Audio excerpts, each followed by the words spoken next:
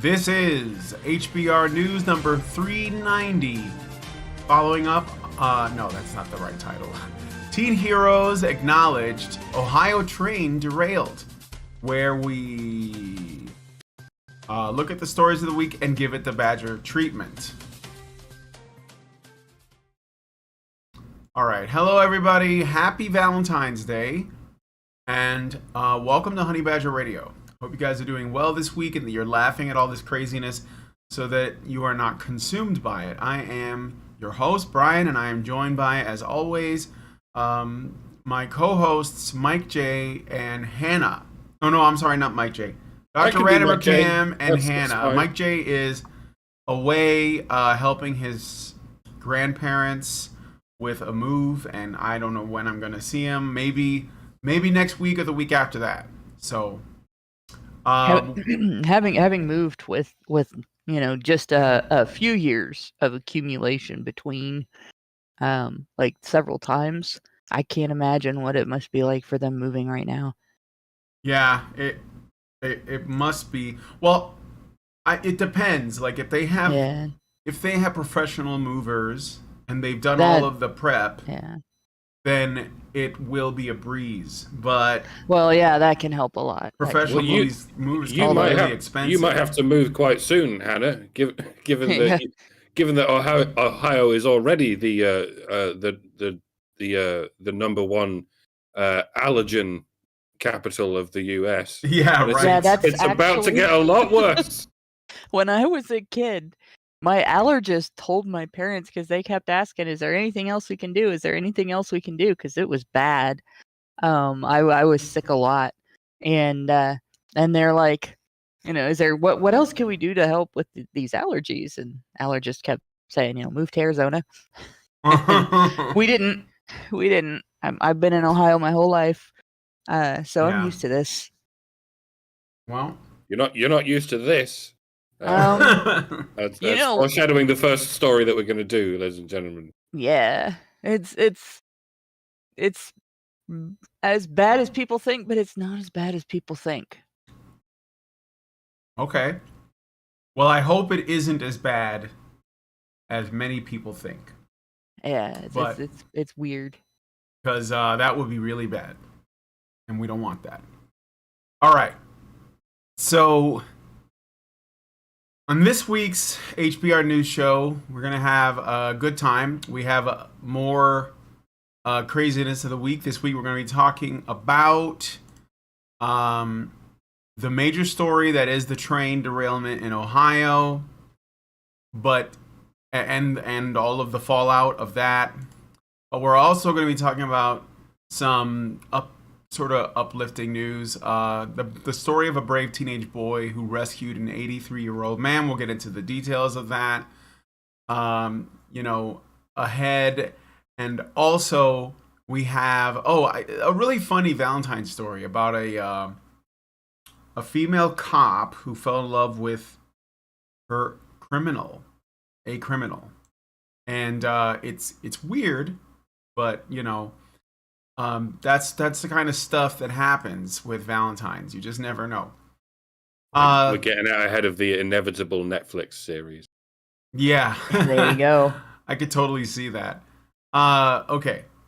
So join us afterwards for the patron show. I'm not hosting the patron show. Hannah's going to be hosting it. So, Hannah, what are we going to be doing in the patron show?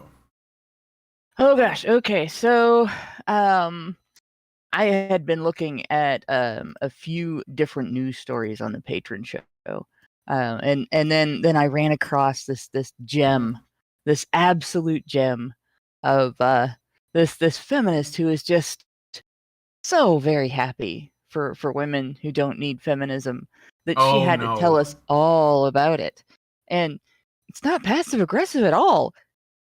Yeah. So I'm going to be reading that story, of course, in my my narcissistic feminist hysteria voice, because that should be good. She's she's doing the thing. She's doing the thing women do, where it's like they want you to be upset about something that you're not upset about, and they're glad that you're not upset about it. They're glad that everything's okay for you.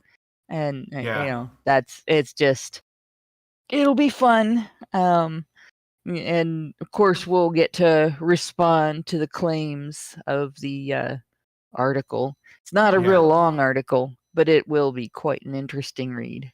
Yeah. And I'm quite fond of passive aggression. I'm going to say it because it's just another description of polite assertiveness. It's because I can take on a passive aggressive fight. I'm quite good at it. I'll do it, and it's like fighting like gazelles fight rather than fighting like chimps fight. Yeah, because gazelles barely even fight. They just sort of they walk up and down like they're on the catwalk, sort of parallel to each other. It's actually quite graceful, but to them, it's what fighting is. So if I wish feminists would just stick to passive aggression rather than active fucking aggression that they do with the legal system and what have you. The difference between passive aggression and active aggression and assertiveness is an assertive person will let you know that they don't like you, or they don't like your behavior, they don't want anything to do with you, whatever. They'll speak up for themselves and they'll be honest with you. An aggressive person might stab you.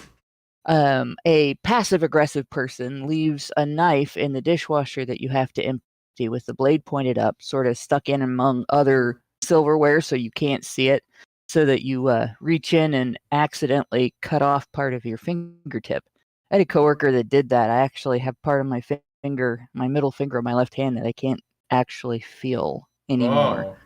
I should have gone to the hospital, but I used stop bleed and pressure bandage and finished my shift and worked and stuff. Like, I posted on Twitter, I posted the initial injury, I think, when it happened. But it's still better than that bitch who beat the snot out of you that one time. Oh yeah. That left me with permanent eye damage. So yeah, like I could at least, I didn't have to call the cops on this chick. So there was that. All right. Well, we're gonna continue. So yeah, thank you for that info on the after show or the patron show. And anyway, for the rest of you guys, if you guys would like to participate in our patron shows, either as a member of the audience or even as a person on the panel, please consider becoming a badger yourself by going to feedthebadger.com and setting up a monthly subscription. And if you don't want to wake up one morning to find that you can't find our YouTube channel because they finally dropped the axe on our channels, and considering how many people are leaving YouTube or getting banned from YouTube, that it looks like they might be getting closer. So go to badgerfeed.com so that you can find our content. I'm trying to get Allison to open up a locals, and maybe we already have a lot of alt tech stuff, but I think that we could add another one to the list. I'm trying to remember. It's not DLive because we have that, but one of those other YouTube services. And if you have a suggestion for a place where we can do video hosting that's good and popular and has a lot of potential for upward mobility, let us know in the comments. Right now we're on Rumble, DLive, and Facebook, and I think those are the main, and Twitter. But yeah, I mean, the DLive and Rumble are the main alternative tech places. So yeah, Rumble seems to be really growing in popularity. Yeah, Rumble does seem to be growing features very quickly. Yeah. I was thinking that might be our main move, but we're on Rumble right now. So if you're on Rumble, come say hi, and or leave us a comment. I'm gonna look at the Rumble right now just to make sure there's no issues. Oh, crap. Or leave. Hold on, I gotta mute that. All right. So I see that there are 17 people on Rumble. That's great. Okay, so let's get into the stories. So first, we're going to be looking at the main story. All right, not excited about this, but it is what it is. On February 3rd, a Norfolk Southern train went off the tracks near a small town in East Palestine, Ohio. Palestine. It could be Palestine. I mean, in Ohio, Yeah. we have Lima Lima, and all that. Yeah, but it's pronounced Lima, and we have Versailles, but it's pronounced Versailles. So Yeah. I swear I've shot a wedding in this community. I used to do wedding photography. I had actually like a 30-year career in photography. But I don't remember whether it's pronounced Palestine or Palestine. I've heard Palestine, and good on you, Ohioans, for pronouncing it in your own way, because you speak English. Goddammit, I've been saying this. We speak American. Yeah, American English, which is fine. Which is I've been. We shouldn't be pronouncing it croissant. We should be pronouncing it crescent, because that's what croissant means. Oh, we don't have to struggle through these fucking French-sounding weird words. We could just say the English ones. We don't even do that. It's a lot of you hear a lot of people around here pronouncing it croissant, not croissant, not crescent. We have this weird bastardization of both. Yeah. So, and in Ohio, we don't even always speak American. We speak Ohioan. Yeah, that's a whole other level, right? Yeah, it's not even the same all over Ohio. So there you go. Ohio. Okay. That's right. So yeah, small town, East Palestine, Ohio. The derailment of about 50 train cars resulted in a days-long fire, with 10 of those cars containing hazardous chemicals, including pressurized vinyl chloride, hydrogen chloride, as well as ethyl hexyl acrylate. These chemicals are toxic and carcinogenic. Fearing a major explosion, residents of East Palestine were later asked to evacuate, and officials conducted a controlled release of the hazardous chemicals, which caused a large plume of black smoke. While the evacuation order was lifted on Wednesday, there have been a growing number of reports of at least 3,500 fish dead, along with people experiencing a burning sensation in their eyes, pets falling ill, and a strong odor lingering in the town. The Environmental Protection Agency has been monitoring the air quality and said it has not detected any levels of concern in East Palestine as of Sunday. However, the EPA has confirmed that chemicals released from the train derailment have been found downstream, including the Ohio River, one of the largest rivers in the United States. Despite the health and environmental impact of the derailment and controlled release, mainstream media they've been relatively silent about the incident. The Epoch Times going as far as calling it a media blackout. The Epoch Times report a journalist who was arrested this week for attempting to report on the disaster. You guys might remember that too. Yeah, we ought to be on the lookout for new conspiracy theories, since all the old ones have come true, and we've given the recent track record. Yeah, given the recent track record, any given conspiracy theory is more likely to be true than just chalking it up to an accident. It's certainly more likely than whatever the legacy media is telling us, or in this case, not telling us. In fact, if the media is radio silent about it, it's because they don't want us to know about it. Even though they would ordinarily never miss an opportunity to go all out on the fear-mongering, like 24/7, depending on the subject, of course. They want us deathly afraid of the sniffles, but they want our unquestioning faith in lethal injections. They want us deathly afraid of the weather whenever it's 1 degree higher than anyone remembers it being. but for some reason, they're not all that bothered about a Godzilla-sized mushroom cloud of toxic smoke that's visible from space, which is a little bit sus, is it not? Yeah. It's like whoever's in charge of the mainstream media is also in charge of this disaster. So we might as well go ahead and come up with a conspiracy theory. Let's throw a dart at a map, and we'll get as close to the right answer as anyone else does. So I don't know, fucking Bolivia, the Bolivian Navy did it. They did a source code thing, but in reverse. They sent Jake Gyllenhaal in to sabotage the train in the past or whatever. Why not? Hey, I can't think of any other countries off the top of my head that might have invaded U.S. airspace on multiple occasions recently. Let's not be silly now. It was Guam, the lonely Pacific island of Guam. They're sick of being occupied by the U.S., so they sent RoboCop to blow up a train. That'll do. Whoever it was white supremacists. Of that we can be sure. Oh, that we know. That's why they blew up Ohio, so they could kill as many transsexuals as possible. The scumbags. The absolute scumbags. Look, a UFO. Look, another UFO. Don't look over here at this thing you can see. Look over there at all the UFOs you can't see because we won't disclose their location. Give me my Pulitzer Prize. I'm an invaluable asset to geopolitics. Tumty. So the situation, it is. Just so you guys know, Hannah is in Ohio.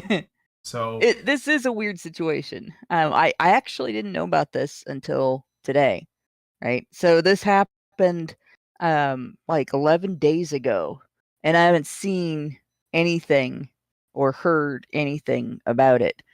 But it's in Northeast Ohio, and I'm in Southwest Ohio. I'm like over 200 miles away from Ohio's pretty big, actually.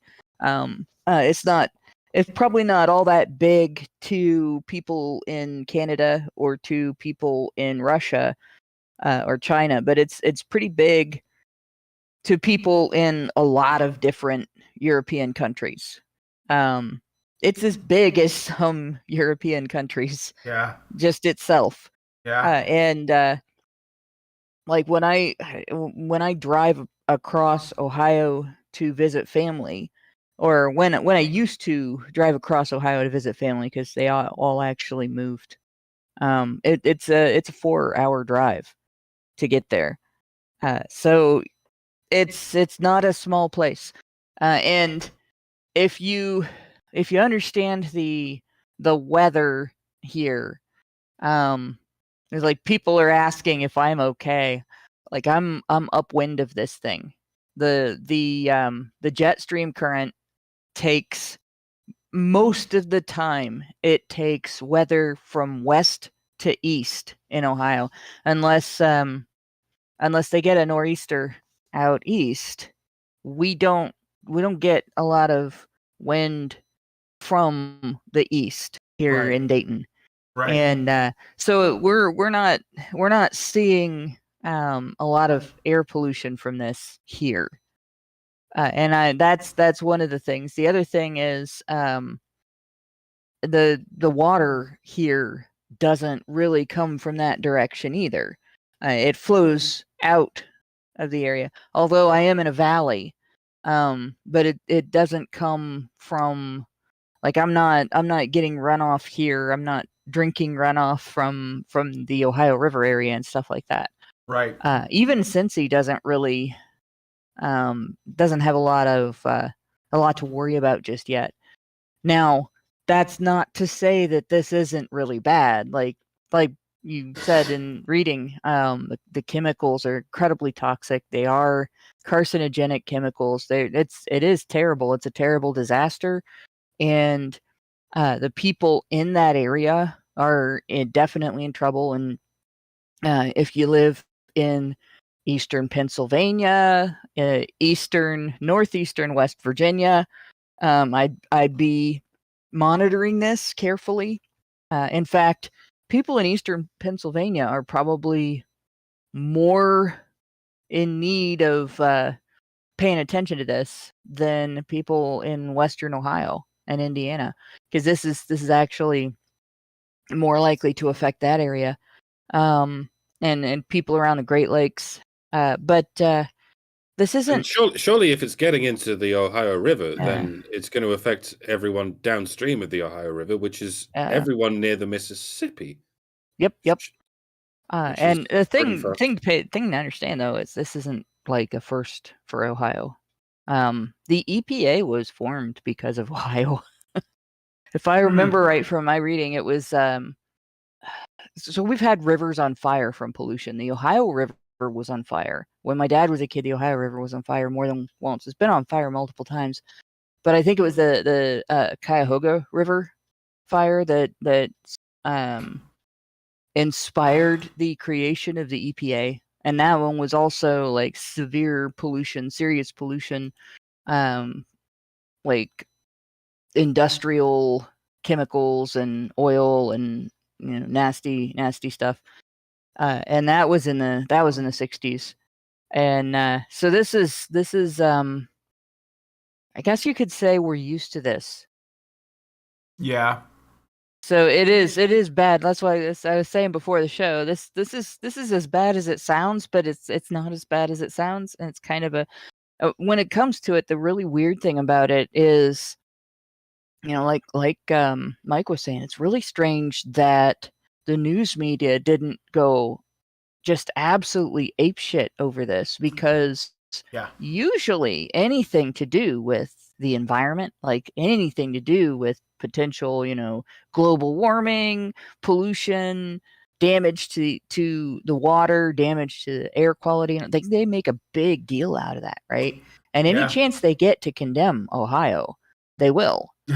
Like that's, and it's Middle America. The thing it's Middle America, so it's still America, but like they hate Ohio.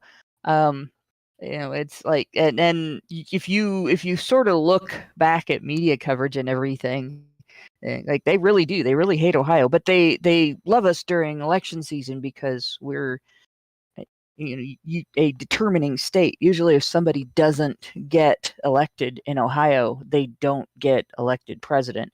Not every situation, not every election, but yeah, it is freakishly weird. It is unheard of for something like this to happen and the news media not make a huge deal about it.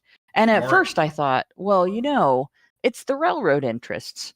They're catering to the railroad interests. But you know what? That's not true, because they don't like corporate interests either. And there's nothing more corporate than railroads. Yeah. Like the beginning of the exploitation of anti-monopoly laws, where corporations use the government, keeping them from forming monopolies, to form monopolies through cartels and price controls and stuff, that they just find other ways to do it. And then they use the laws to make sure that smaller companies or other companies can't do the same thing and compete with them. So they exploit anti-monopoly laws to create monopolies, believe it or not. Railroads were kind of the first ones to figure out how to do that. And that's like the news media has hated and criticized them forever. So it's not them supporting the news media either.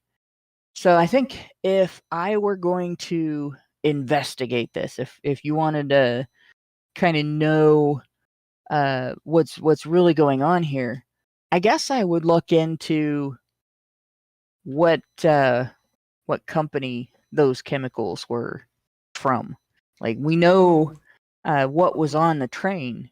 Do we know whose it was? Who on whose behalf it was being transported?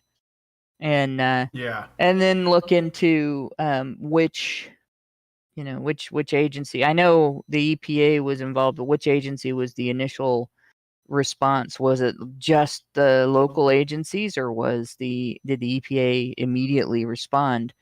Like, this is kind of. I think according to what I read, So take that with a grain of salt because this was early on. I think it was like the local government and the governor, and he had a team of people that sort of deal with these kinds of things. I think that they were the first ones there. They were like the vanguard. Yeah. And so if it was local, then it started I local. don't I think that yeah it started local.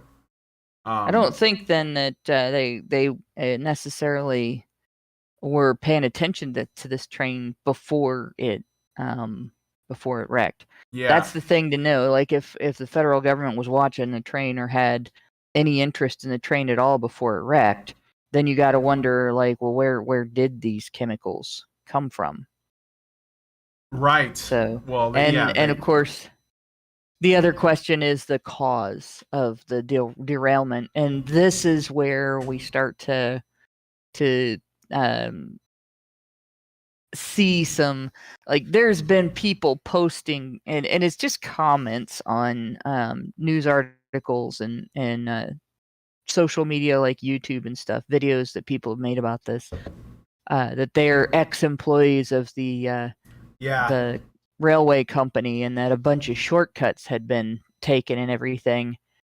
So there's a phenomenon that happens that, if you really wanted to be conspiracy theory minded, it seems like anytime progressives want a particular set of laws or an individual law passed that gives them more regulatory power over an area of commerce, so or over more ability to micromanage your life, there is a convenient disaster that happens while they're talking about all of this, and they just suddenly they're able to point to it. See, this is what we're talking about. We need a law because of this. Exactly.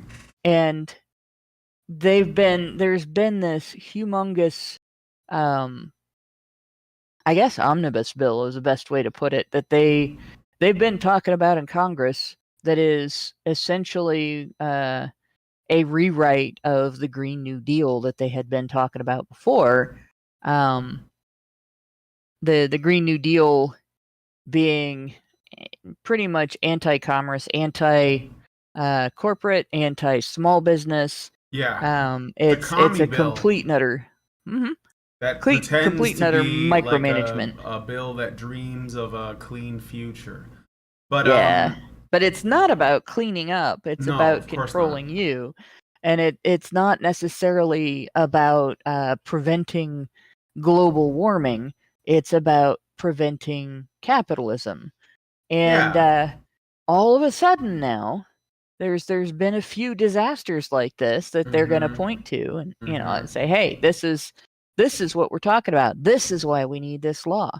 And it just blows my mind that every time progressives want to if they want gun control, all of a sudden there's a mass shooting.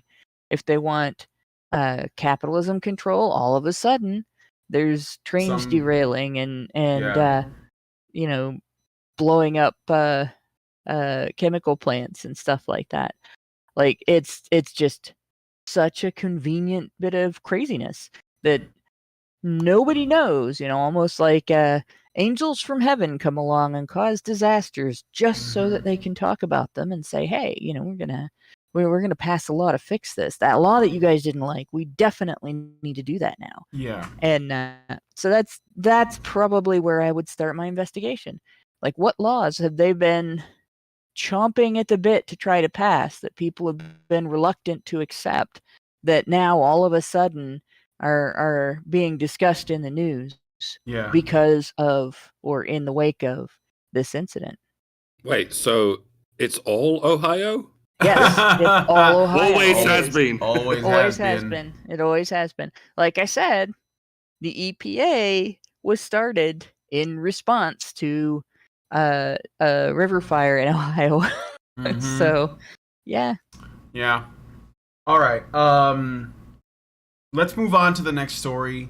So let us know what you guys think about this one in the comments. And I know that there's been a lot said about this absolute catastrophe. But if you have some additional absolute train wreck. Yeah, absolute train wreck. But if you guys have anything to add to that, or maybe you heard something, or there's maybe there's like a YouTuber that you follow that you particularly find trustworthy, share it with us in the comments. I'd be really interested to check it out. All right, so moving on to the next story. High school student Joseph Salmon was ice fishing with his mom on a semi-frozen lake when he witnessed a Jeep fall through the ice. Immediately, the 17-year-old rushed over to help. The Jeep was driven by 83-year-old Thomas Lee, who was on his way with his dog to his son-in-law's fishing shack. Salmon recounts the harrowing ordeal to Fox News. Quote, "As I was running, I called 911 and ran over there. And for a second, I was standing on the shoreline and another guy came down and we were like waving at him, like trying to tell him, get out of the Jeep. And he was kind of in shock and didn't really know what to do. He just kind of sat there." End quote.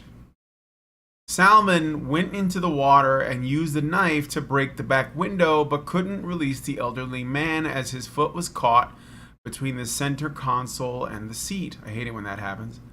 After some maneuvering, Salmon was able to push the man up and out to safety. Corey McConnell, 30, Cody Harrison, 26, Cody Chester, 27, and Chris Parks, 27, also helped pull the man and dog to safety. According to the Dickinson County Sheriff's Office, neither Lee nor his dog suffered any injuries. Toxic masculinity strikes again. Hey? Yeah. Such a bunch of bastards. I jest, but I wouldn't be surprised if someone somewhere was saying that. Oh, I'm real. sure there are.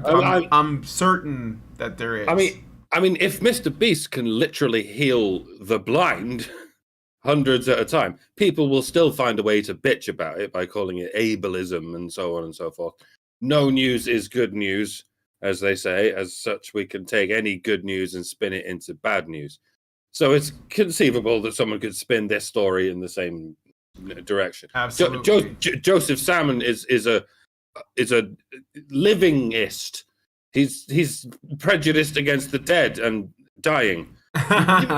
Maybe that man wanted to identify as dead, and so did his dog, and his Jeep wanted to identify as a submarine, and it was like, I must go, my people need me. but this bigoted high school student barges in and goes, "No, I want an ethno state of the living. My bigotry against zombies knows no bounds, and I cannot countenance the great undead replacement and its consequences. Down with this sort of thing." That will happen too, by the way, if anything resembling a zombie apocalypse ever happens. These oikophobes will not hesitate to rally around in city centers with neon pink signs saying, "Yeah, zombies are people too. You should be open to change, and so on." I mean, again, they only engage in fear mongering when they're told to. Hence they despise us purebloods, and they want the earth to be inherited by those among us who have accepted the gene scrambling serums into their lives. God knows what's going to happen in 5 years from now. There might actually be a zombie apocalypse of altered humans who are more blood clot than human, and our governments will still be insisting we join the zombie hordes because it's the right thing to do. I'm amazed I got this much ranting out of a piece of good news. all I needed to say was, this is good news. I'm glad it happened. But yeah, we've been away for 3 weeks, folks. And I've been somewhat chomping at the bit, especially given all the mad shit that's happened this month. So yeah. To summarize, Good on the lad. Lives have been saved. Let's be grateful That is great. for small mercies before we delve back into the world of merciless man-made horrors beyond our comprehension. And it's important to do that because it's a male. He's actually underage. I love that, and I love that he chose to do that because, and I think it needs to be not just acknowledged, but it needs to be uplifted or made more visible to more people, because seeing men engage in heroism and courage to help others, I mean, it's awesome. So, all right, Hannah, I know you wanted to say something to this, so this is actually typical male behavior. yeah. It's it's not something that anybody should say, well, men have to do this. Men have to act like this. This is required, and if they don't, they're not men. That's not right. But it's what I'm used to seeing from guys, and it right down to, I will never forget. Back in the 90s, my grandmother, we thought she had rapid onset Alzheimer's. It turned out it was mini strokes, and we didn't know. One of the ways that Ehlers-Danlos can manifest is it's a connective tissue disorder that runs in my family. Is your blood vessels have problems, like major problems, and you get brain bleeds and you don't know about it. And that's what happened with her. Well, when we didn't know what was going on, she left the house after one in the middle of the night. She got restless. She got up. She went outside, and then she couldn't remember where she was. And it was very early in the morning, and some kids that were out walking to school found her, and the boys helped her onto. She had been sitting on the ground. She had fallen, and they helped her onto a skateboard and brought her back to our house. They knew whose mom she was. They knew my mom would want to take care of her, wanted her to be okay. And they banged on all the doors in the house until somebody woke up. And then we got grandma back in the house and, got her to the hospital to get checked out and everything. But we had no idea until that happened, because they had just moved in with us, and this had just started to happen to her. And these were boys in elementary school that just immediately took action because there's a little old lady on the ground, and they immediately began just providing care, taking care of her, getting her to safety, getting an adult to help her, and everything. And this was, little kids didn't run around with cell phones back then. Like, so they had to go to a house. And that was normal. If somebody got hurt at the park, it was the boys that came and helped. They'd go get your mom, or they'd help you home or whatever. Like I used to occasionally fall out of trees or off of the monkey bars because I would jump across empty spaces between bars or between branches and stuff like a little monkey, and I would get help from the boys a lot of times. Fell off the top of the swing set one time onto the pavement underneath because I was running back and forth up there, and one of the boys immediately started checking for broken bones. Like, this is just masculinity in operation. Something is wrong. Somebody needs help. They definitely demonstrated a drive to protect and assist and care.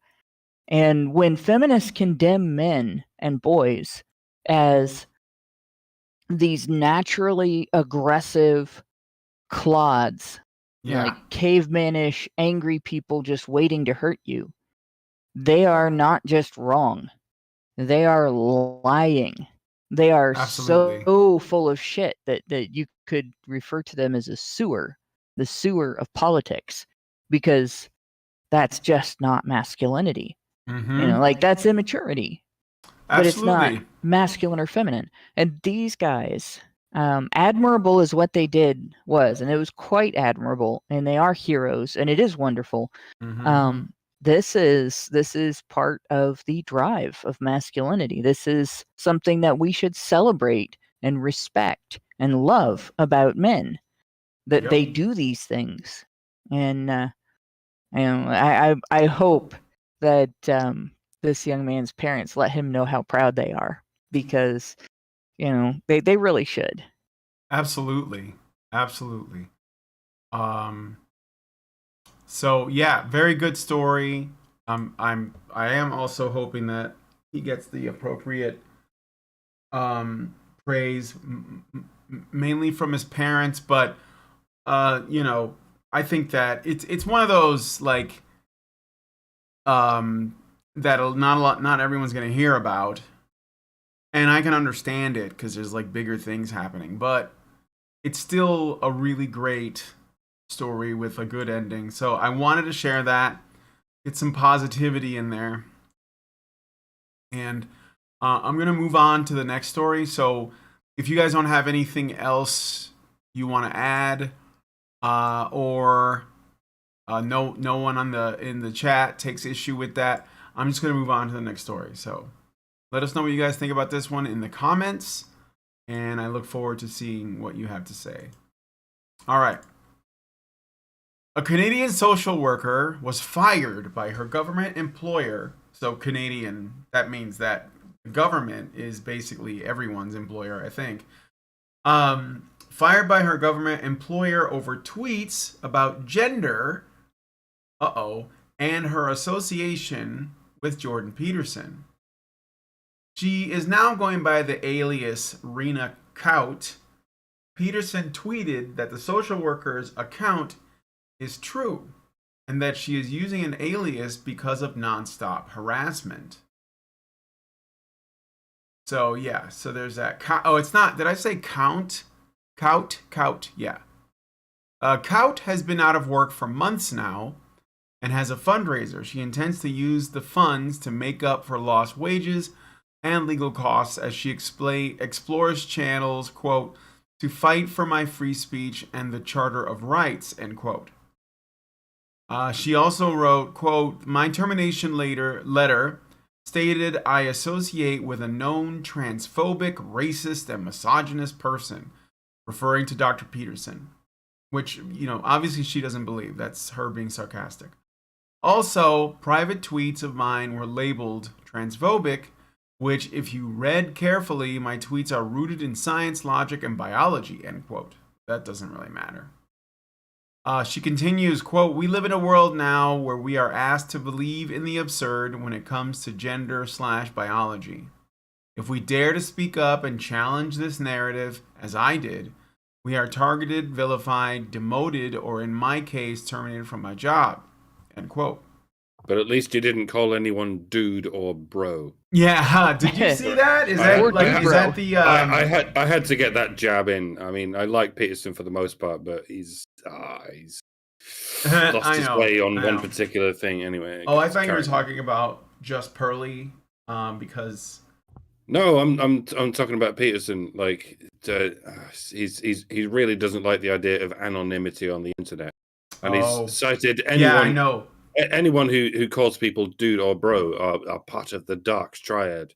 And yeah, come on now. It's probably because I was gonna say it's probably because the people who hate Peterson and pretty much anybody else that talks about personal accountability and doesn't go along with all the gender politics and everything refers to guys that are more masculine presenting and not soy boys as dude bros. Mm-hmm. And so they will in their course of criticizing you use dude and bro and stuff like that and try to sound like they're your cool best friend. Is like it's internet, it's net speak for hello fellow teenagers. It's bullshit language, honestly, anymore. This is a guy who came to fame through his opposition to compelled speech. Yeah. That you have to call us by the pronouns that we want you to call, even though pronouns are things that are expressed by a third person. This is a guy who's recently been the Canadian government has demanded he go through a re-education program or of some sort based on what you have to call people. And he's still here going, oh, people who call me dude and bro, they should no longer be allowed to be anonymous and stuff. Dude, they are not the enemy. Dude and bro are the 21st equivalent of my friend. Yeah. They often call you my dude, and it's just as friendly as saying my friend or my nigga. I don't know. I mean, I'm glad you said it, and I didn't. I couldn't help it. But you're allowed to say it. I know. Yeah. I am. But yeah, I get the feeling he's bound to, because he's with the Daily Wire now, isn't he? Yeah. And he's that might be an issue. Yeah. And I guess he's bound to that contract that we now know that people with the that we know something about. Well, and everybody has to be wrong about something, and I think Peterson's going to be wrong when it comes to authoritarianism versus libertarianism. The problem with taking away internet anonymity is that it allows for the kind of people who are demanding that he go to a re-education camp to come to your house and beat you up because they didn't like what you tweeted about gender, right? And the issue with demanding that anonymity be taken away is that lack of anonymity won't fix anything in a culture where you can engage in any kind of behavior you want to if you're on the right side of the political fence, and you can do it to anyone you want to as long as they're on the wrong side of the political fence. So it doesn't matter if everybody knows your real name, because as long as you do it to the right people, the wrong thing boogeyman, well, you were just dealing with a wrong thing boogeyman, it's okay. So that situation, like he's very wrong about that. But and I don't know that he's gonna get it, because I think he is more along the authoritarian end of conservatism. And it's, people think that they can use authoritarianism to fight authoritarianism.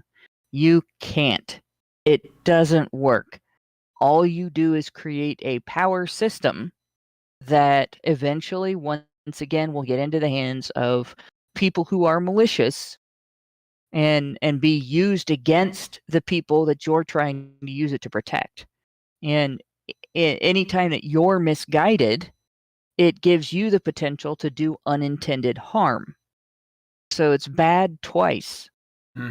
But there's no way to communicate that to people who believe that they can use an authoritarian system to protect people, other than for them to go through experiences like this, where they see their friends and family outed for perfectly acceptable statements in terms of you have the right to say this, you're not threatening to do anything to anyone, your opinion could be right or it could be wrong. People might decide that it's a ridiculous opinion or an abhorrent opinion, but it's just an opinion that you've stated, and it doesn't cause anybody any problems.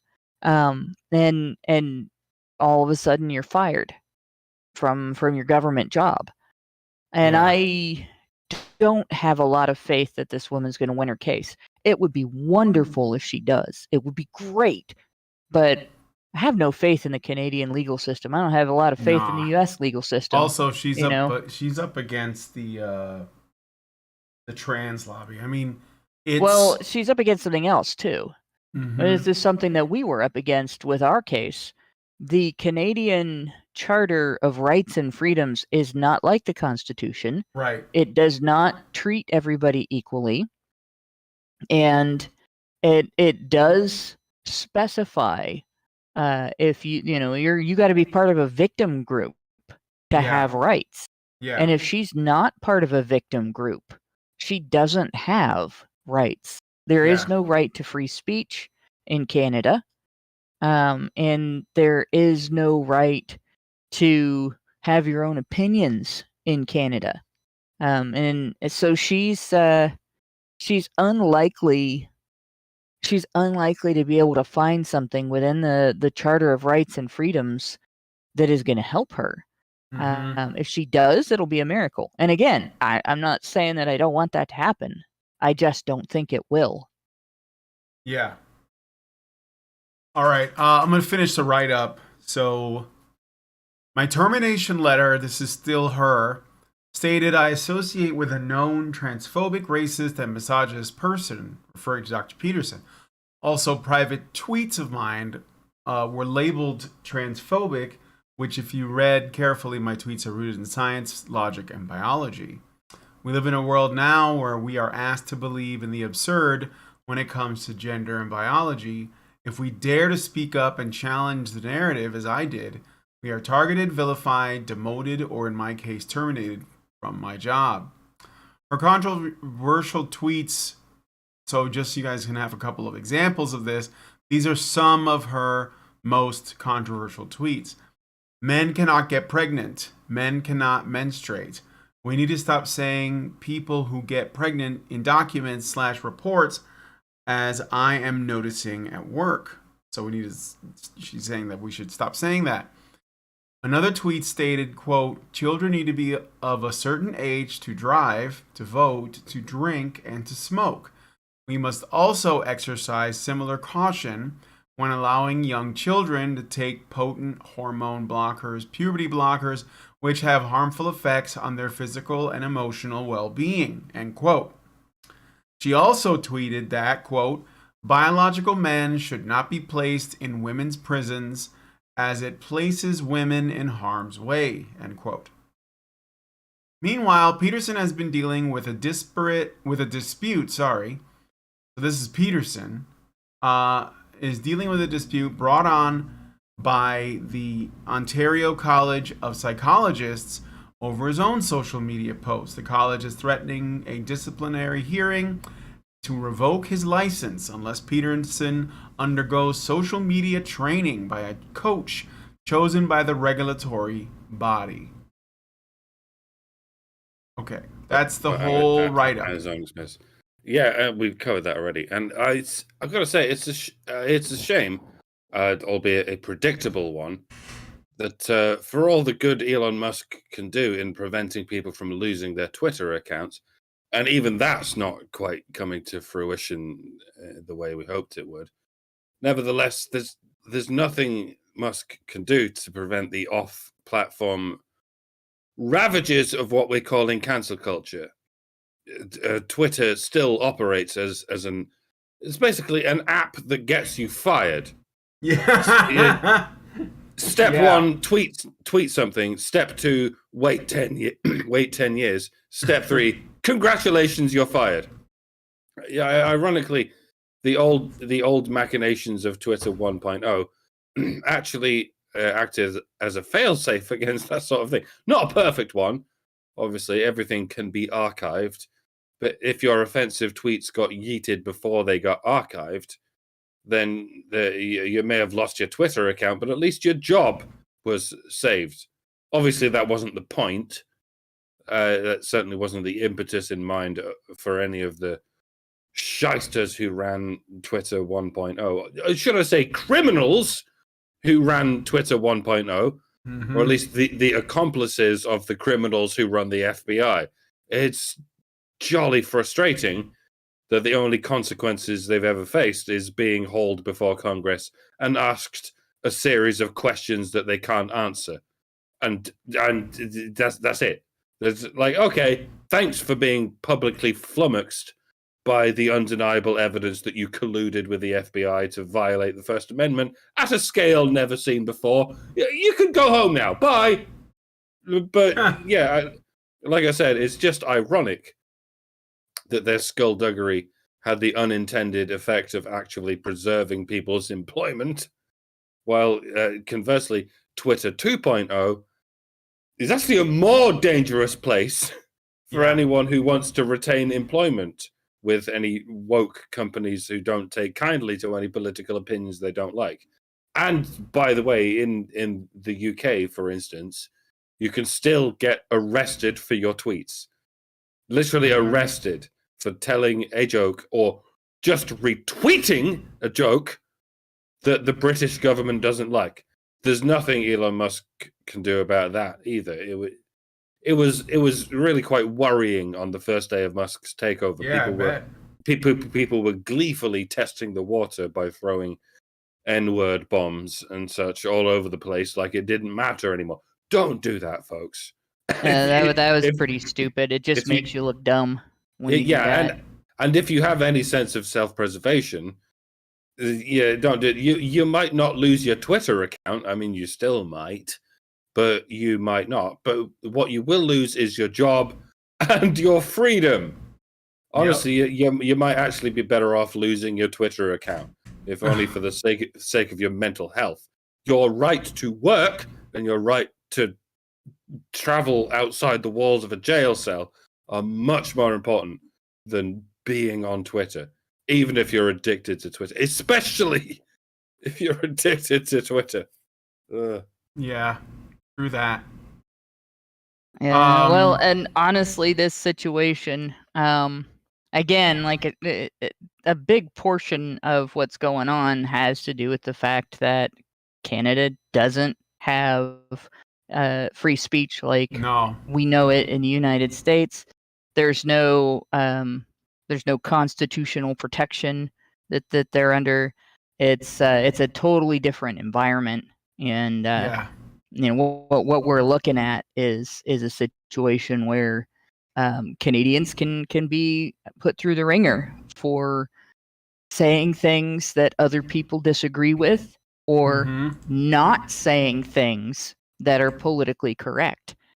And there used to be other ways of describing cancel culture, and I know people have gotten in trouble for saying this. But in every situation where there has been a genocide or a government has engaged in mass murder, political mass murder, politicide, or attacks on religious groups and things like that, it starts with this kind of you have to say these things, you may not say these things, you will be canceled, your business will be destroyed, you can't have a job. You can't do financial business in the area, and so on. There were lots of other ways of describing this. People have started describing it as a person being canceled, but being excommunicated from your community, being ostracized, being oppressed, being persecuted.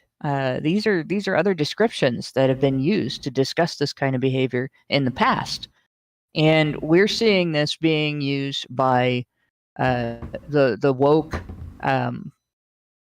minority, and this is a minority in the population that's doing this.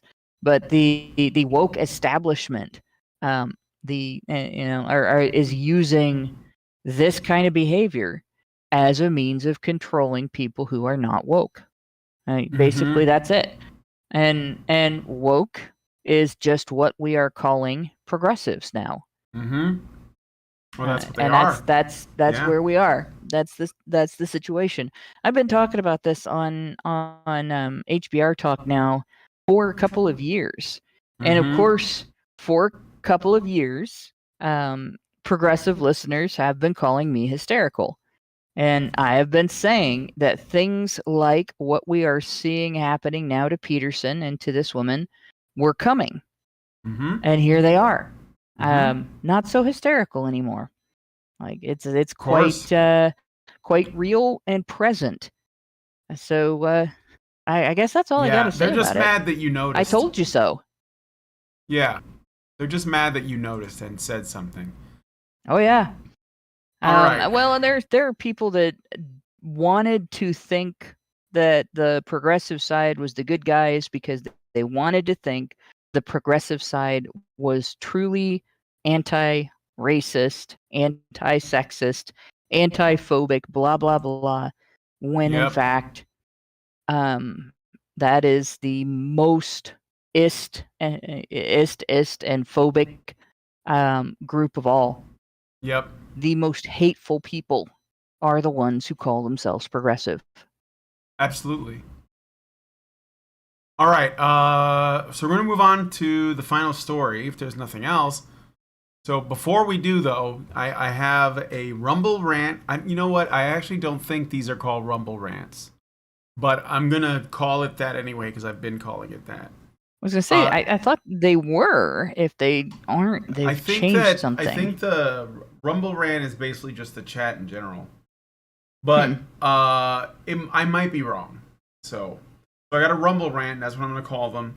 From NobaFan21, who gives us $1 and says, Peterson doesn't realize Sarkeesian also wants to get rid of online anonymity, and I doubt he's aware of her motivations behind it. Well, he might not even be aware of who she is. And I wouldn't worry too much about Anita Sarkeesian. She is back in the Gamergate days, nobody knew who Jordan Peterson was. Yeah. You don't understand how long we've been doing this shit. Yeah. Except maybe Karen. I think she used to watch him, like, because, he uploaded all of his lectures. But, yeah, I mean, he likely doesn't know that, and I don't know that he thinks, like, his idea of whatever online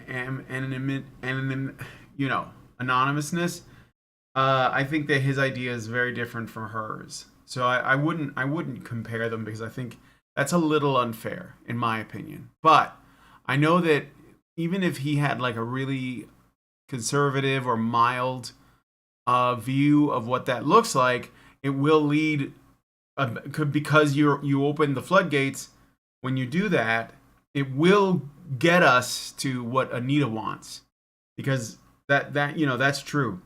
But I'm not too worried about Anita. She's not, I don't know, she's just kind of a loser, but she's still making money. She's still, she is, of course, like, hand over fist. Yeah. And she's still consulting for these. Like, she's still got the same grift that she always had. Mm-hmm. She's just not in the news about it anymore. Yeah. And the thing people need to understand about this is it's not Anita having power. It's Anita going where the power is. Mm-hmm. And so this is you will see this with all of the woke grifters. Yeah. All right. So anyway, they're just like lottery winners. They make $1 million on their grift, but then they spend it in like a year and they're right back to where they started. Yeah, where they were. Yeah. Oh shit! What do I do now? Just do the grift all over again. Yeah. The thing is, there's a lot of money in supporting government authoritarianism and corporate authoritarianism on the basis of perceived female victimhood. Yeah. Absolutely, and it works. And it's that money comes from both sides of the political fence. Okay, so Meredith G gives us $5. This is a super chow. And she says, HBR News number 390, honey for the badgers. Thank you, Meredith. Thanks for this conversation. Hannah, please stay safe where you are. I will, but I would be more worried about people to the east of me, honestly. Mm-hmm. Yeah, no, I know. It's not good. Amasang gives us $5 and says, what if this is a double psyop? Like, they talk about UFOs to make it seem like a distraction from what's happening, but it's really meant to harm our faith in UFOs and disbelieve in obvious false flag hidden in plain sight, so to speak. Our faith in UFOs? Is that what you meant to say? Did I say something wrong? Wait. No, no, that was the super whatever Super The Chow. I heard is it something really about meant our faith in UFOs. to I harm think our it's, faith in UFOs? but I think I might get what you're trying to say. It's I think they're trying to rile up the conspiracy theorists based on these stereotypes they have about conspiracy theorists. Mhm. They're like, oh, we'll distract people from the actual shit that China is doing by talking about UFOs, because everyone knows conspiracy theorists love a story about UFOs. That's going to rile up their attention far more than the World War III that appears to be happening under everyone's noses. Yeah, right. Well, I mean, the thing to keep in mind about those is, like, nobody is denying that there are flying objects whose nature and origin even our governments don't haven't been able to identify. Mm-hmm. What we haven't established is, like, UFO doesn't necessarily mean the thing came from outer space, and this is something that a few commentators have been talking about for the past few years. It's not as scary. The idea that these things might come from outer space, come from some other, like, there might be other life and they're investigating humans and all that, is actually less scary, at least to Americans, than the idea that a foreign country is using a technology that we have no understanding of to fly over our And country. surveil us. And Yeah. because if they happen to be a hostile country, or if they happen to have a leadership that is sociopathic or psychopathic, and then there wouldn't be necessarily, like, if they're that advanced, there wouldn't be anything we could do to stop them, and that would be terrifying. Yeah. Because we have this history of being viewing ourselves and being viewed by others as the world police to stop that kind of thing. And even though that history is not as real as we all thought it was, it's still the idea that if such a scenario were to happen, we would be as helpless as the rest of the world to do anything about it. Yeah. That's a new idea for Americans. It is much easier to look at that and go, oh, well, there might be aliens and they could be friendly. That's like much less scary Yeah. than some psychopathic dictator might have hypersonic technology and have created some sort of device that can go from air to land to water, and Mhm. it is much more maneuverable than anything our military has, and we're defenseless against it. Like, that's terrifying. Yeah, it is. It is. All right. So that's all the super chats and super chows. Oh no, I just got another super chat. Zaranx gives us $5 and says, "I honestly think they're slow walking us towards eating the bugs. Accident messes up farmland. Yeah, how terrible. Months later, you can't get enough food. Well, we already don't have it. I mean, I took my wife to the store today, and I asked her, well, if you can get a carton of eggs, they're like $9. Yeah, it's So crazy. It's been months since I ate an egg. It's not just because they're expensive; it's because they're not on the shelves. I go to the shelves where the eggs are, and they're just not there. Yeah, and I'm like, yeah. oh, okay, fuck it, I'll just eat bacon. Yeah, and I mean, like, you may not realize this, but eggs are a superfood, and so they're really good for you health wise if you don't hate them, and you can make them like multiple ways. I like boiled because it's like the most I think it's the most pure version, but hard boiled, that's what I mean. Yeah. So yeah, I mean, like they were like $9 for a carton, and we're in Roanoke, Virginia. It's like one of the places where the prices are generally lower because it's smaller or whatever. Don't pretty get nuts. eggs at the grocery store. Hmm? Find out about your local farmers market Mm-hmm. and get them there. Go there. Yeah, that's what we're going to do. Or there's a place that's run by the Amish, and I'm kind of thinking, I've been there once before, but that was a while ago. They might also have like cheaper alternatives. So The other thing. The meme of empty egg cartons has taken on a whole new meaning. Yeah. The other thing that's been talked about quite a bit is that people who raise chickens and who specifically raise layers, because there's also chickens that are raised just for meat. Oh yeah. But people who raise layers and actually gather their eggs and everything are saying that their hens stopped laying, that they quit laying eggs until they switched from the it was corporate run company, feed company that they were buying from, and they started using a locally made feed or making their own chicken feed. And then all of a sudden the chickens started laying again. Mm-hmm. So that's kind of disturbing.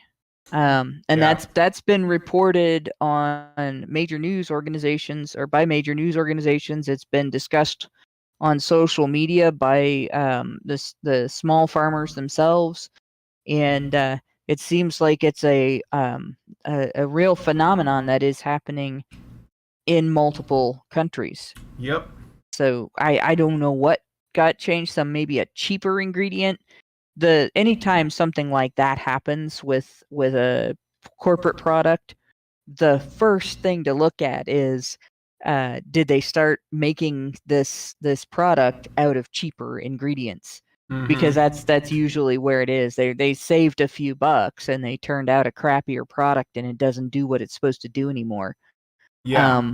But there's other more conspiratorial ideas as to why this has happened, considering that it's in conjunction with a bunch of other things. Yeah.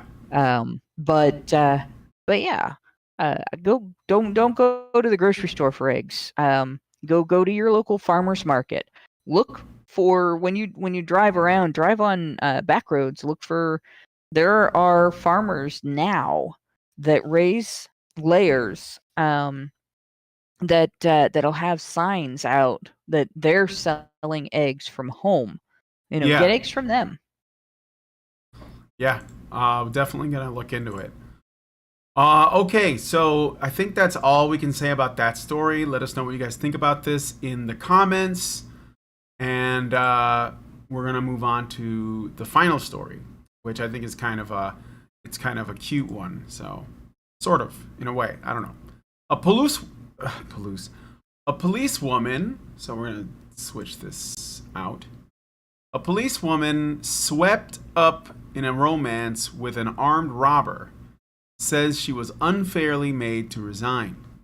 Jill Owens, then Jill Evans, was an officer with the rural Welsh police force when she started her search for love on an online dating site in the early 2000s.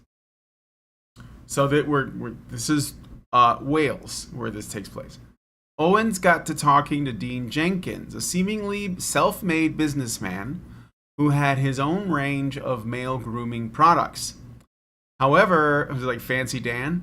However, in 2006, Owens was told that Jenkins had been arrested for his role as the getaway driver in a robbery gang that had stolen £339,000. The heists, which also involved Jenkins' dad David, a former special constable, saw Jenkins given a 17-year sentence for his involvement. This sounds like a movie plot. It doesn't sound real. Because the two were dating, Owens was investigated. She claims she was treated unfairly. From the Telegraph, quote, "Every time I was interviewed by Dyfed Powys," I'm not even sure like how that's pronounced. It would be, wait, I'm looking for it. Dyfed FED-POWYS. Do you see it? It's Welsh, I think. I don't know. It would be my men, often 2 or 3 senior officers at the same time. It was like a gang approach, and I was vulnerable. So this is like the quote from the Telegraph. If you're looking at the write up, they told me I should have known because the names of 2 of his shower gels were Beat the Filth and It's a Stick Up. I mean, I thought it was just clever marketing. It's a stick up. Isn't it funny? In 2008, 2 years later, after her boyfriend's arrest, she was asked to resign. Owen said she visited him in prison, but never got any answers she wanted. I've always thought that there was 2 possible reasons he was with me. Either it was the thrill of playing with the danger of dating a police officer, or he genuinely had feelings for me, she said. I think it's David Powis. I'm sorry, I can barely hear you, Mike. What was that? I think it's David Powis, although I'm sure there are Welsh people yelling at me for even. Oh yeah, okay, maybe. Welsh is notoriously difficult to even to pass in any fucking way. But yeah, I didn't realize this was a thing anywhere in the world. I thought the whole point of the penal system is to rehabilitate people. Like if someone enters it and comes out the other end of the system, then surely, in theory, they've been rehabilitated, regardless of the jokes they make about the filth. And the filth is a slang word for the police, by the way. It's like the pimps. That's what I thought. Yeah, if even after coming out of the system, they still have a stamp on their legal reputation that makes them legally inviolable as a close relation of anyone who's supposed to uphold the law, then what exactly is the point of this whole system of rehabilitation? I mean, if it's a sex offender like a nonce, then okay, maybe I guess it is appropriate to put them on a list. But even in that case, if they engage in a healthy relationship with an adult woman, then surely that's how they heal. How are people supposed to heal if it's made illegal for them to go through the steps necessary for healing? I'm not defending criminals here. I'm just baffled as to how this rehabilitation process is supposed to work, and to relate it to our interests in men's rights and whatnot. Is it all that illegal for a convicted female criminal to continue to engage in healthy relationships with law-abiding male citizens, even male policemen?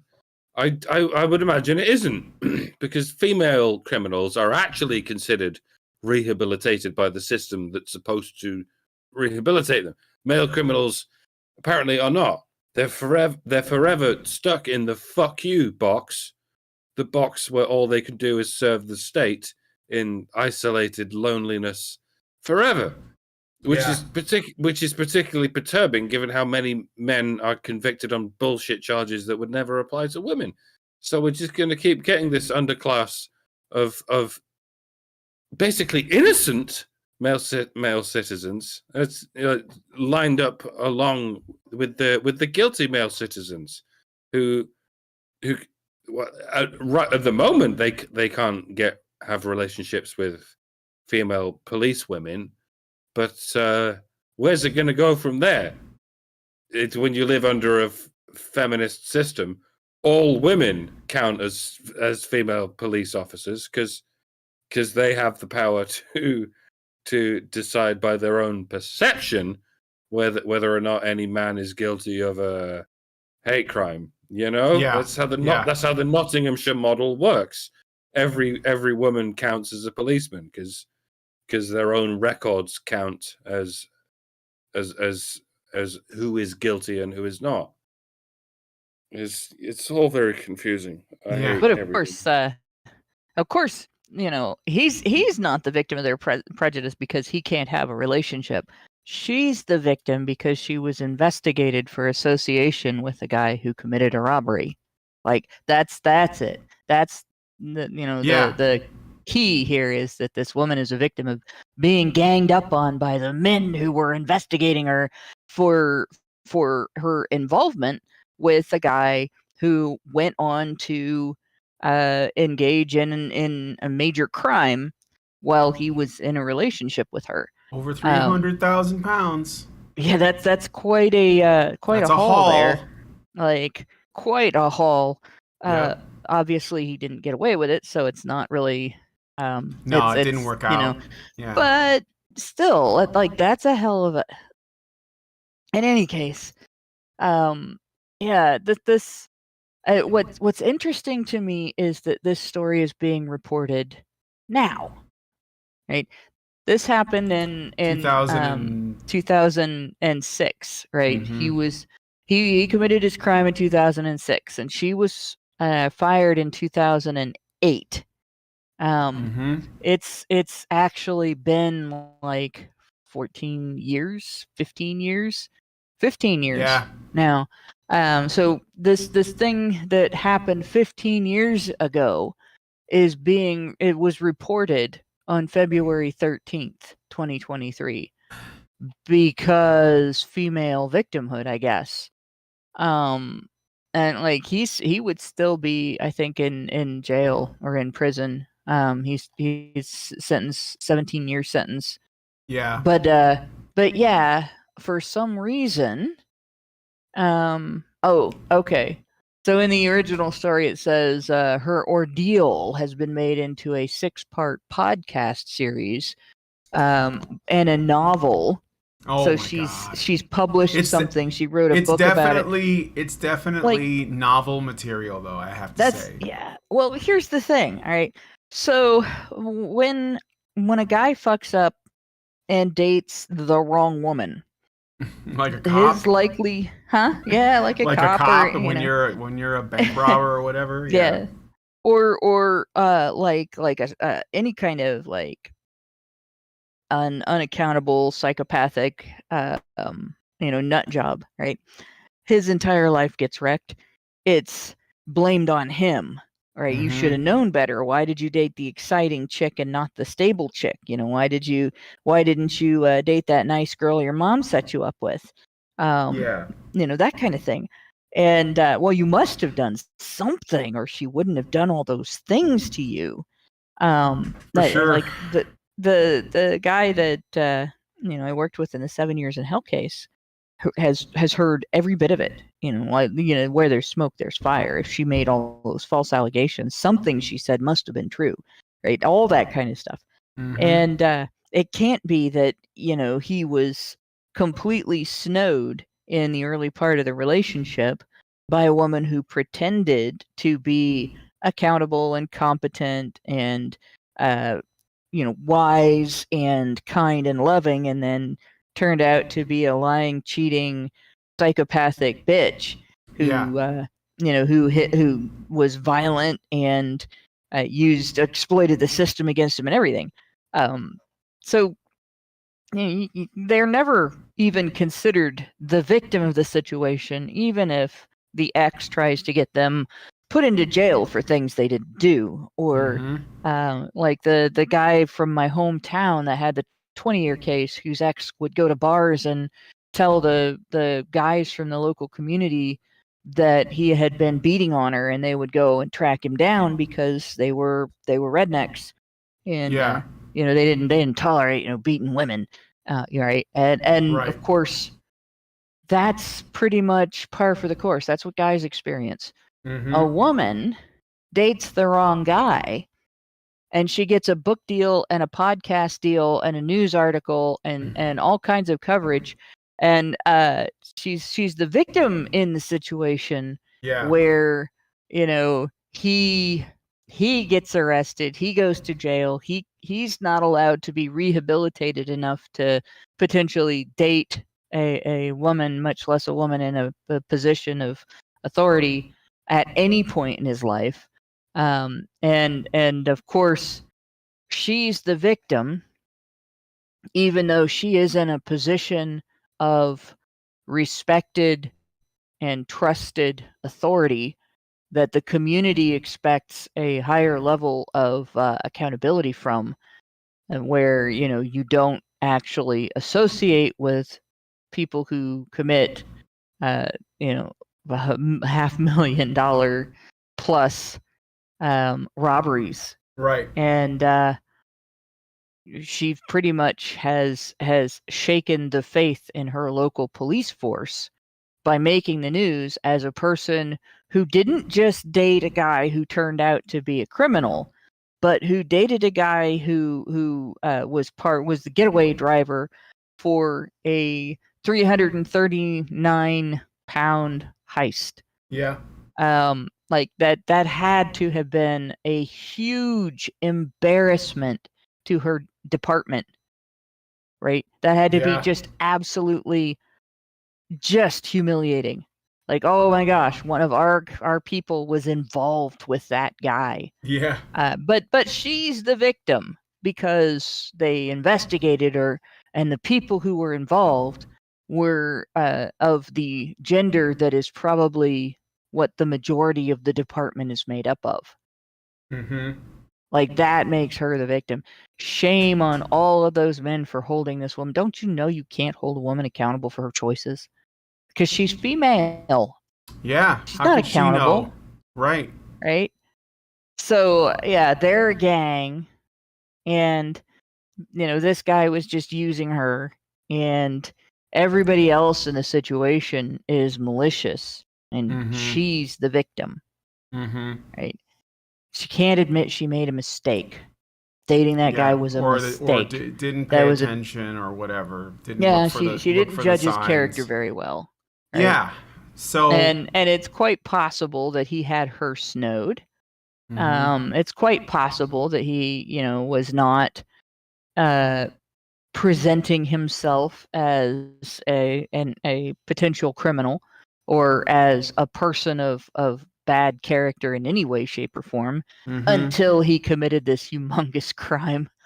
But if she was male and this had been a female criminal, we would not be seeing a story about him getting a podcast and a book deal and getting all kinds of sympathy from the media.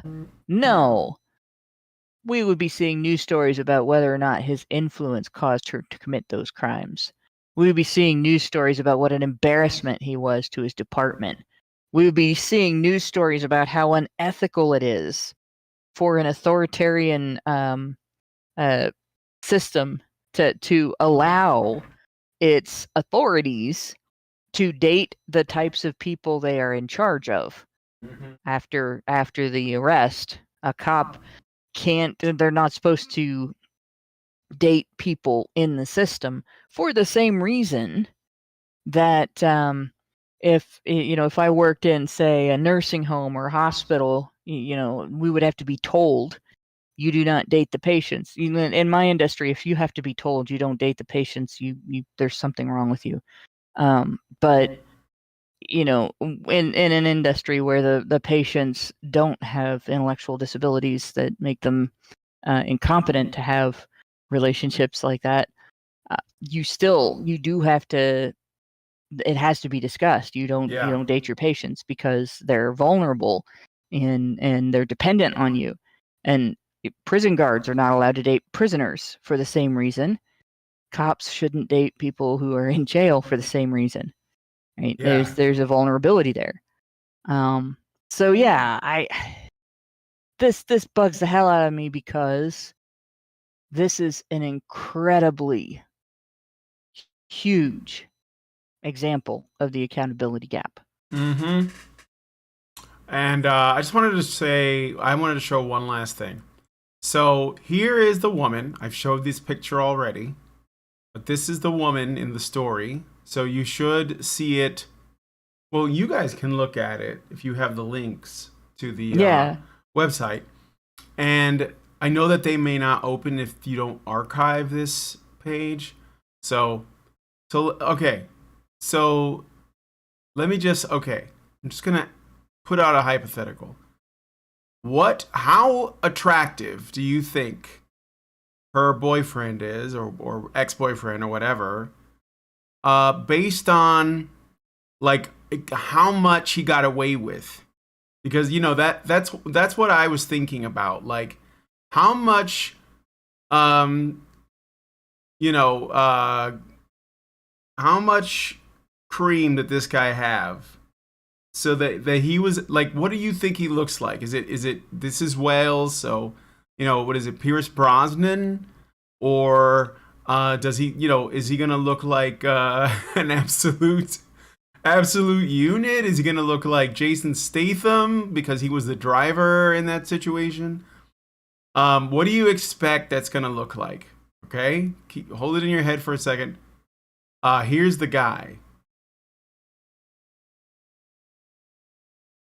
He looks like the detective from Who Framed Roger Rabbit. But yeah, I can't think of that guy's name, but he doesn't yeah. he play Well, doesn't he play criminals sometimes as yeah, well? because he's an English. Like- He was an English actor too, and It's Like, Bob he played- something. it was Yeah. what? It's Bob something. I can't. Oh, Yeah, I'm what- like Bob Hoskins. That's what. Bob it is. Hoskins. That's the one. Yeah. But the So- thing is, he may have carried himself a particular way too, because that's like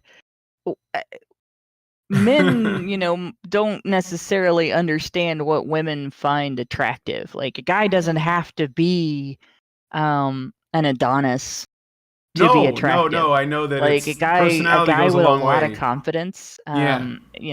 He must have. Who It's got- right, or a guy with a particularly gravelly voice Mhm. can, if he sounds and who always sounds like he just doesn't give a fuck. Like Mhm. that guy is gonna get more ladies than a guy who has the perfect face and the perfect body, but is shy. Yeah, for sure. There's a lot of examples of of young, quite rich men, particularly footballers. Actually, I don't know what the US equivalent of that is. It's just major league players or something. There's a lot of examples of rich, athletic men who, for some reason, bypass all of the young, nubile ladies, and somehow end up with old birds like the one we just saw. And I can Mhm. only assume it's because they know how to treat them. That would be my guess, is that they know how to treat those men. I know the stereotype is that men are visual creatures and all they really care about is what a woman looks like. But such evidence leads us to the possibility that what men like is a woman who can treat him well. Mhm. Can you even imagine such a thing? That the men would like a woman who treats him like, dare I say, a man, Mhm. rather than young nubile things, Or who just go ew. Yeah. Such, but A yeah, narcissist gets boring really fast. yeah, Well, That's the one big deal. And if she's constantly focusing on her own physical appearance, that's a bad sign, right? That's a Yeah. real bad sign. If every aspect of the physical appearance that she presents to the public is fake, right down to her hair and her fingernails and the thickness of her lips, that's a real bad sign. But Yeah. if she happens to like to cook and she happens to be good at it and she doesn't mind cleaning up her own kitchen after she gets done, that's a good sign. And so you find you find and it takes women in especially in places like the United States, it takes women a little longer to grow up because nobody makes us. So Yep. yeah, there's a It's lot true. of guys dating women that are maybe a little older and maybe a little more experienced in their lives because that's what it takes to find a woman who acts like an adult. Mhm. All right. So I guess we can close the show out. I wanted to thank Hannah and Dr. Animercam for coming on. I especially want to thank Hannah for covering today's after show. So yeah, thank you, Hannah. Thank you, I'm Dr. glad to. Animercam. And I want to thank you guys for coming on the show. So I'm gonna go ahead and wrap this up. If you guys like this video, please hit like, subscribe if you're not already subscribed to the channel. Hit the bell for notifications so you know when our streams go live. Leave us a comment. Let us know what you guys think about this. Share this video because it's super, super useful to us. Please consider donating to our monthly fundraiser, which is currently up and running. And we really appreciate it because, you know, I think we have a little bit of finances to catch up on since my emergency trip to the hospital. And yeah, so hopefully you guys can do that. And I think that's it for now. So thank you guys so much for coming on today's episode of HBR News, and we will talk to you all in the next video. Men's rights activists are machines, dude. Okay? They are literal machines. They are talking point machines. They are impossible to fucking deal with, especially if you have like a couple dudes who have good memory on top of that too. Holy shit, you're fucked.